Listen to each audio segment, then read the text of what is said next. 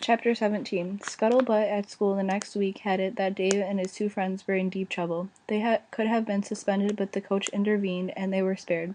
For punishment, they had to pick up trash and paper from the school grounds every day after school for 2 months. They steered clear of Leah, which suited her fine, but she couldn't forget the fear she had felt and Ethan's absolute refusal to do anything to protect them. Would it have been better if he had fought and gotten pounded to a pulp? Neil had asked her when she told him her feelings. Leah shuddered at the image of her tender, gentle Ethan after a bashing by Dave. Of course not, but what about the next time some jerk comes along and threatens him? Will he never stand up for himself? I see bad stuff every day on TV. Sometimes a person has to fight or die. Neil sighed. I agree. The world's a mean place, but the Amish are pacifists and always have been. They don't fight in wars. If they must serve in the military, it's in a non-combat support role. Ethan had once told Leah the same thing, but at the time she had hardly paid attention.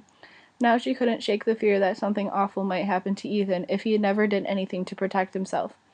Neil added, This is one of the reasons that the Amish keep to themselves, so that they won't have to fight and quarrel. Their world and ours don't mix. You know that all along. Yes, Leah had known it, but now the disparities between her and Ethan's world had taken on a sinister note. This time it was more complicated than not using electricity or modern conveniences. As for Ethan, he went about his everyday life as if nothing had happened. Neither Leah nor Ethan spoke of it again. Leah was out in the barn helping Ethan with the cars late one afternoon, when Neil came in to see the two of them. His gait was a little more than a shuffle, and he was slightly stopped, but Leah could tell he was excited about something. What's going on? She asked. Neil waved a piece of paper. Ethan, I think we found your brother. Ethan dropped the rag he was using to polish chrome and hurried up to Neil. Eli? You found Eli? Where is he? Can I go see him? Well, one thing at a time. Neil thrust the paper into Ethan's hand. This is a report concerning him. It appears he changed his name to Elias Long. That's why it took so much time to track him down. I hadn't thought about his renaming himself, but he did.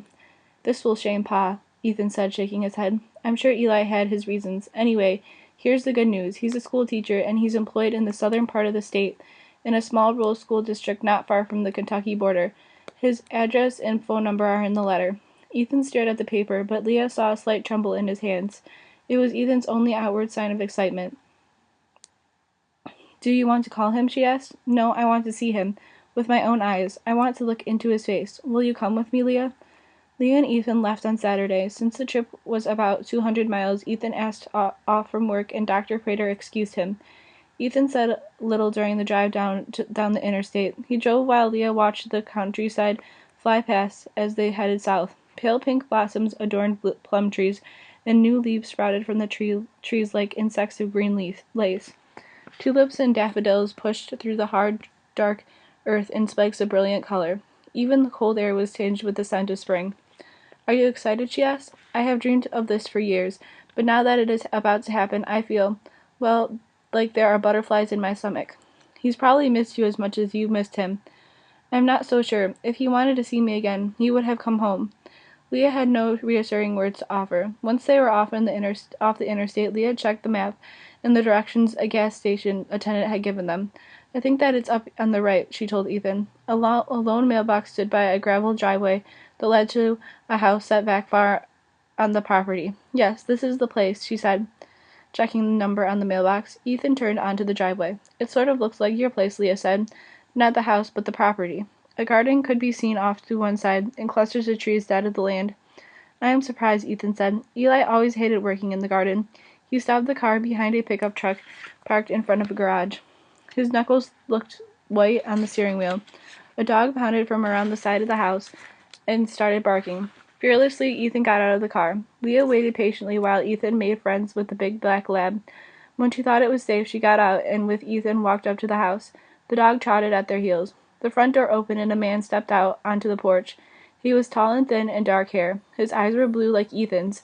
His features were hauntingly familiar to Leah, although she'd never seen him before in her life. Leah knew he was around 25, but he looked much older. He asked, What do you want? Are you lost? Eli, Ethan asked. The man stared. Color drained from his face. Ethan, he stammered. Is it you, Ethan? Hello, my brother. Dear Lord, it is you. Eli staggered backward. I never thought, how are you? What are you doing here? How did you find me? His flood of questions stopped abruptly. Is it Pa or Ma? Have they...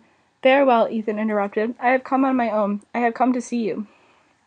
Suddenly, Eli swept Ethan into his arms, buried his face in Ethan's neck, and began to cry.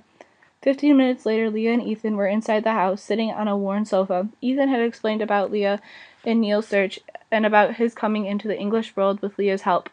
It took a very long time to find you because you changed your name, Ethan said. I wanted to be more like the English, Eli said, his eyes still shining with emotion. It was easier to fit in if I used a more English-sounding name, and at the time I didn't want anything to do with the Longacre name. Leah saw that the confession hurt Ethan. And are you like the English, he asked. It was a needless question. A television set in a bookcase of books and videos, wall-to-wall carpeting, lamps, and a computer on a desk painted a clear picture. There were also toys, blocks, and a game board scattered in one corner of the room. Nice place, Leah said, smoothing over the awkward moment. She pointed to the toys. Do you have kids? Sure do. My wife, Camille, and the two boys, Jason and Timmy, are grocery shopping. They should be back any minute now. Hey, would either of you like something to drink? Soda? Coffee? They both accepted a cola. You look great, Ethan, Eli said, handing him a can. You've grown up. You've changed also, Ethan said. Yeah, I guess so. How long have you been married? 5 years now. Camille works at a daycare center. Jason's almost 4, and Timmy's just turned 2. I'm a teacher, but you know that. Eli grinned self-consciously. I teach high school English, and I plan on graduate school as soon as the boys get a little older. I want a PhD in education. I'd like to teach college someday. You have many plans, Ethan said. Eli cleared his throat. What about you? School? I'm finished with school. I was not a student like you or Charity. Charity, Eli exclaimed. How are our sisters? They are well. Charity is very pretty, almost grown, and Elizabeth is already 13. Sarah is married and has a new son. Simeon is growing tall. Simeon was Timmy's age when I left. Eli got a faraway look in his eye. Is he still as blonde as you? Yes, Ethan said, and there is also Nathan. Ma had another baby? Ethan nodded. Ma also had Rebecca. She died last summer when she was 6. Died? Eli looked stricken. But how? Briefly, Ethan told Eli about Rebecca's short, sweet life. We miss her very much, he added. That's how Ethan and I met, Leah said. Rebecca and I were in the hospital together, and we got to be friends. I'm sorry you never knew her. She was the sweetest, nicest little girl in the world. Eli raked a hand through his hair. I'm sorry, too, he mumbled. And, the others? Oma is ill. The winter has been hard on her, Ethan said. Pa never got electricity in that old barn of a house, I guess.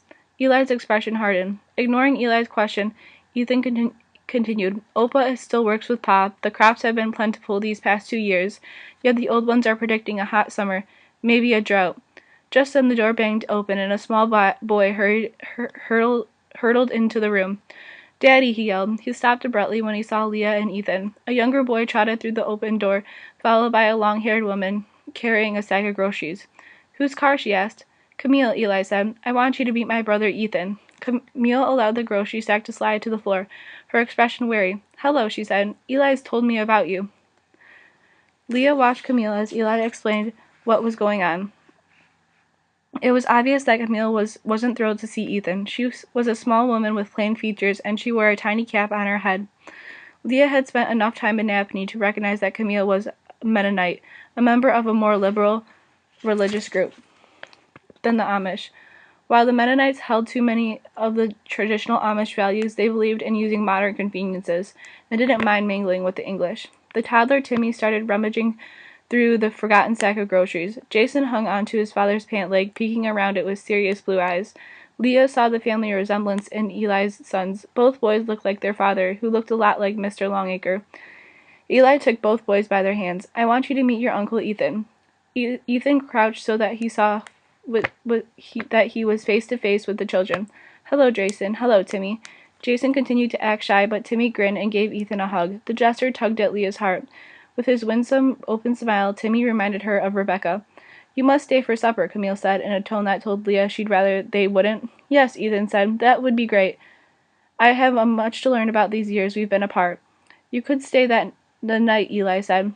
We'll put the boys in with us. Leah can have their room. Ethan can take the couch. All right, Ethan said without hesitation. I'll call Mom and Neil and let them know, Leah said.